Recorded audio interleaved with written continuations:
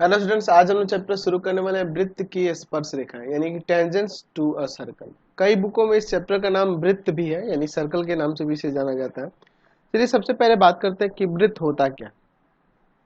मैं क्या करता हूँ कि इस समतल पे एक यहाँ पर निश्चित बिंदु ले लेता हूँ। एक हमारे पास ये बिंदु है, इसे हम लोग ओ से डिनोट कर देते हैं। इस बिंदु ओ से बराबर दूरियों पर यहाँ पर इसके चारों तरफ मैं बिंदु लेता हूँ। तो देखिए हमने क्या किया है कि तो देखिए हमने इस बिंदु के चारों तरफ यहाँ पर हमने क्या किया कि बिंदु ले लिया जो इस नियत बिंदु से, इस निश्चित बिंदु से बराबर दूरी पे है। यानी कहने का मतलब कि यहाँ से इस बिंदु की दूरी, या यहाँ से इस बिंदु की दूरी, या यहाँ से इस बिंदु की दूरी, ठीक है, यहाँ से इस बिंदु की दूरी, यह हमेशा नियत रह रहा है, ठीक है, बराबर रह रहा है। तो मैंने एक निश्चित बिंदु लेकर यहाँ पर इस बिंदु के चारों तरफ बराबर दूरियों पर बहुत सारे अनगिनत बिंदुओं ले लिए, ठीक है ना। यानी कि यहाँ से यहाँ तक की ये दूरी जो होगी, इस बिंदुओं से इस बिंदु की दूरी, इस बिंदु की दूरी, इस बिंदु की दूरी, इस बिंदु की दूरी हमेशा नियत रह रही है, बराबर रह रही है। तो इस प्रकार बना हुआ ये बिंदुओं का जो बिंदु पथ देख रहे हैं, इसी को हम लोग क्या कहेंगे, वृत्त कहेंगे, ठीक है ना जी। इन सभी बिंदुओं का जो समुच्चय देख रहे हैं, है ना, ये वाला पथ जो देख रहे हैं, इसी को हम लोग क्या कहेंगे, वृत्त कहेंगे, ठीक है। तो हम लोग यहाँ पे इसकी परिभाषा ऐसे दे सकते हैं कि किसी समतल किसी समतल में एक निश्चित बिंदु एक निश्चित बिंदु से समान दूरी पर स्थित स्थित समस्त बिंदुओं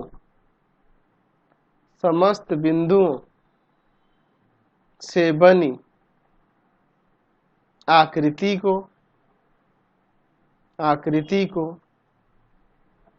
वृत्त कहते हैं। इसको हम लोग थोड़ा कंप्लीट कर लेते हैं। मान लीजिए इसको इस तरह से हम लोग ड्रॉ कर देते हैं, ठीक है। ये बिंदुओं का बिंदु पर एक दूसरे से बिंदु सटाकर मैंने दिखा दिया अब यहाँ पे। तो ये जो आकृति बन गई है, ये आपकी क्या कहलाएगी, वृत्त कहलाएगी, ठीक है, वृत्त कहलाएगी।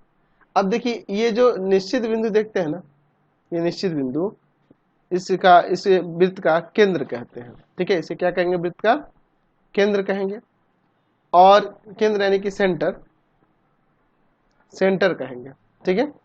और ये जो हमेशा बराबर दूरी जो देख रहे हैं केंद्र से, ये वृत्त की दूरी जो देख रहे हैं, ये हमेशा नियत रहती है। और इस दूरी को हम लोग क्या कहते हैं, इसकी त्रिज्या कहते हैं। क्या कहते हैं जी, त्रिज्या यानी कि रेडियस कहते हैं, ठीक है। इसे आर से डिनोट करते हैं, ठीक है। ये आर से डिनोट, ये सदैव हमेशा क्या होंगी, बराबर होती है, नियत रहती है, इसमें कोई चीज नहीं होता है, ठीक है। अच्छा, कुछ चीजें जो है आपने पहले भी पढ़ रखी है क्लास 9th में। जैसे ये वृत्त हो गया, तो इस वृत्त के ये जो देख रहे हैं पथ की जो टोटल लंबाई हो, इसकी परिधि कहा जाता है, परिधि कहते हैं। और परिधि का कोई भी हिस्सा लेते हैं तो उसको हम लोग चाप कहते हैं, ठीक है।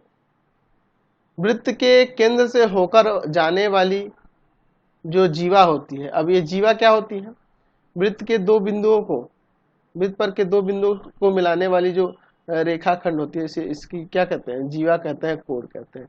और सबसे बड़ी जो जीवा होती है जो वृत्त के केंद्र से होकर जाती है, ये जीवा ही है, लेकिन इसे क्या कहेंगे, व्यास कहेंगे, जो वृत्त के केंद्र से होकर जाती है। और व्यास जो होता है आपके त्रिज्या का 2 गुना होता है, 2 गुना होता है त्रिज्या का, यानी कि डी जो होता है 2r के इक्वल होता है, ठीक है।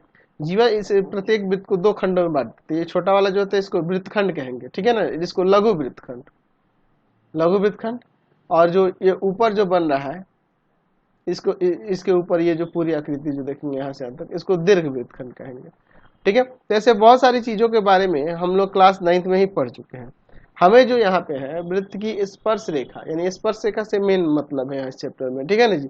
तो चलिए स्पर्श रेखा और उससे संबंधित कुछ अन्य परिभाषाएं हैं जो इस चैप्टर से रिलेटेड है, उनको देखते हैं, ठीक है। चलिए तो सबसे पहले बात करते हैं स्पर्श रेखा क्या होती है। वृत्त की स्पर्श रेखा यानी जिसे टेंजेंट के नाम से जाना जाता है।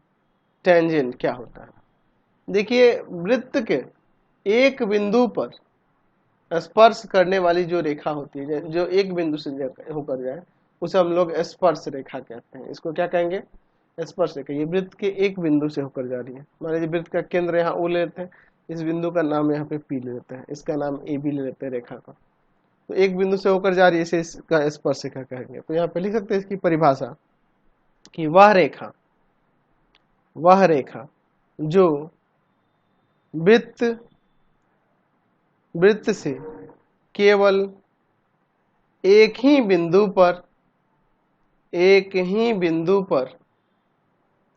बिंदु पर मिलती है, ठीक है, वृत्त की स्पर्श रेखा कहलाती है। वृत्त की स्पर्श रेखा कहलाती है। वृत्त की स्पर्श रेखा कहलाती है, ऐसा हम लोग यहाँ पर लिख सकते हैं। वृत्त की स्पर्श रेखा कहलाती है, ठीक है। और जिस बिंदु पर स्पर्श करती है उस बिंदु को कहते हैं स्पर्श बिंदु। क्या कहते हैं जी? स्पर्श बिंदु, यानी कि पॉइंट ऑफ कांटेक्ट। इसकी भी परिभाषा दे सकते हैं यहाँ पे। मैं इसकी परिभाषा इधर यहाँ लिख देता हूँ कि जिस बिंदु पर स्पर्श रेखा मिलती है, जिस बिंदु पर स्पर्श रेखा मिलती है,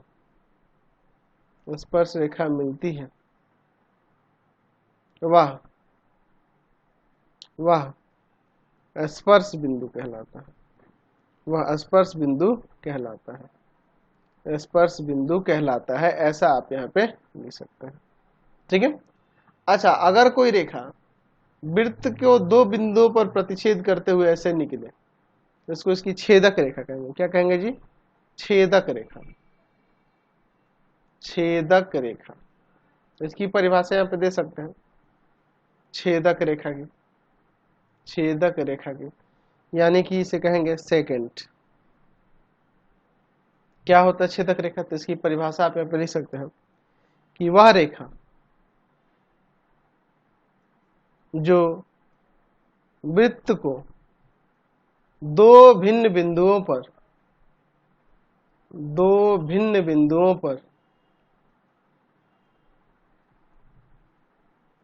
प्रतिच्छेद करती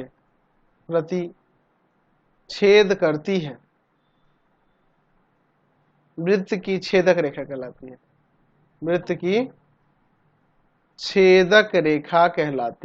की छेदक रेखा कहलाती है। इसकी परिभाषा हम लोग ऐसे दे सकते हैं, ठीक है। छेदक रेखा समझ गए क्या होता है? चलिए अब आगे इसमें कुछ और बढ़ते हैं आगे। चलिए हम लोग कुछ स्पर्श रेखा के क्रियाकलाप करके देखते हैं यहाँ पे कि क्या क्या चीजें हमें देखने को मिलती है, ठीक है। मैं एक वृत्त लेता हूँ, ठीक है। मैं कहता हूँ कि वृत्त के कोई एक बिंदु लेता हूँ, यहाँ से कितनी स्पर्श रेखा गुजर सकती है? यहाँ से केवल एक ही स्पर्श रेखा गुजरती है। एक से अधिक ले जाने की कोशिश करेंगे तो नहीं जाएगा। देख लो दो बिंदु पर ये छेदक रेखा बन जाएगा। स्पर्श रेखा केवल एक ही होगी, देख लो यहाँ छेदक रेखा ही बन जाएगा। जब भी जाएगा इससे केवल एक ही स्पर्श रेखा खींची जा सकती है। तो यहाँ पे लिख सकते हैं यहाँ पे पॉइंट कि वृत्त के एक बिंदु से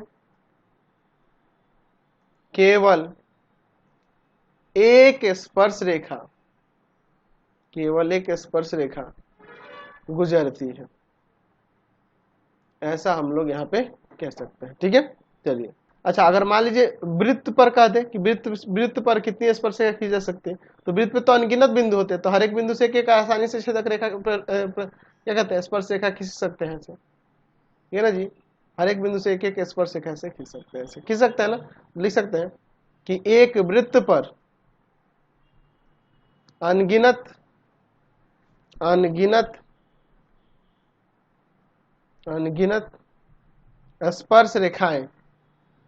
स्पर्श रेखाएं खींची जा सकती है,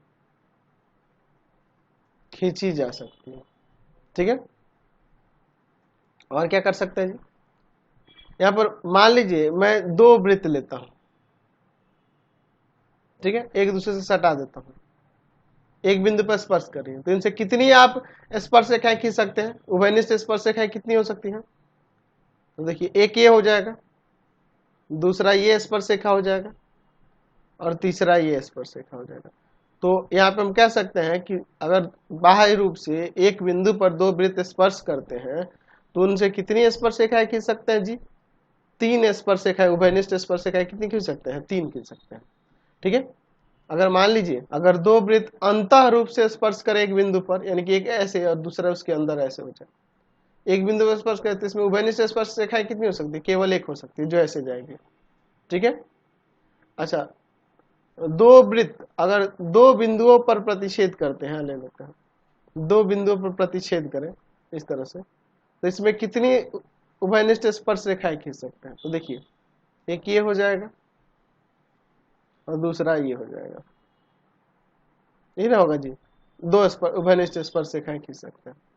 अच्छा, दो वृत्त अगर कहीं पे भी एक दूसरे को नहीं काटे, अलग अलग वृत्त ले लें इस तरह से, एक भी बिंदु प्रतिच्छेद न करें, तो इसमें उभयनिष्ठ स्पर्श रेखाएं कितनी हो सकती है? तो देखिए, एक ये हो जाएगा उभयनिष्ठ स्पर्श रेखा, दूसरा ऐसे हो जाएगा, तीसरा ऐसे हो सकता है।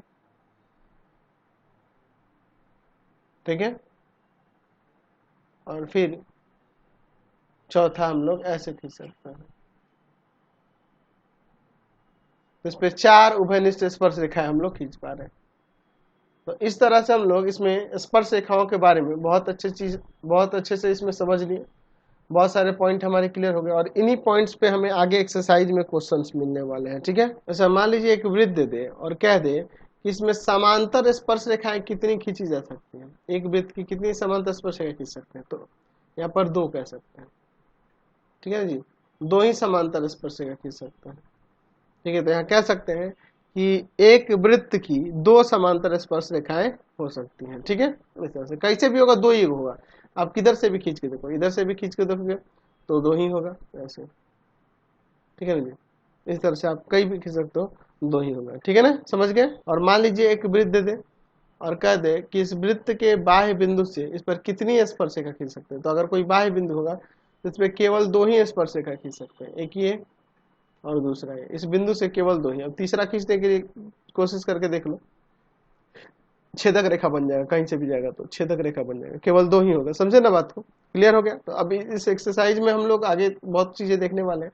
आज की क्लास में इस चैप्टर का इंट्रोडक्शन ही रहने देते हैं, इसके बाद हम लोग प्रमेयों को देखेंगे अगले वीडियो में। आपको हमारे 3 चैनल को सब्सक्राइब करना होगा। पहला है path finder classes Chhapra, path finder classes Chhapra. दूसरा है आपके पास भारती भवन रविकांत सर, भारती भवन रविकांत सर, रविकांत सर। और तीसरा चैनल है Ravikant sir RD Sharma solution, Ravikant sir RD Sharma solution, RD Sharma solution. तीनों चैनलों को सब्सक्राइब कर लेंगे। इससे रिलेटेड वीडियो के लिए सीधे डिस्क्रिप्शन में, इससे रिलेटेड नोट्स के लिए गूगल पे जाकर सर्च करेंगे www.ravikantsir.in, और यहाँ जाकर आप सभी क्लासेस के नोट्स, उनके पीडीएफ को डाउनलोड कर सकते हैं, पढ़ सकते हैं। इंस्टाग्राम और फेसबुक पे जाकर पाथफाइंडर क्लासेस अपना को लाइक एंड फॉलो करना नहीं भूलेंगे। Thanks for watching the video. Comment करके जरूर बताएं कि हमारे चैनल से वीडियोज आप सभी को कैसे लगते हैं। Thanks for watching.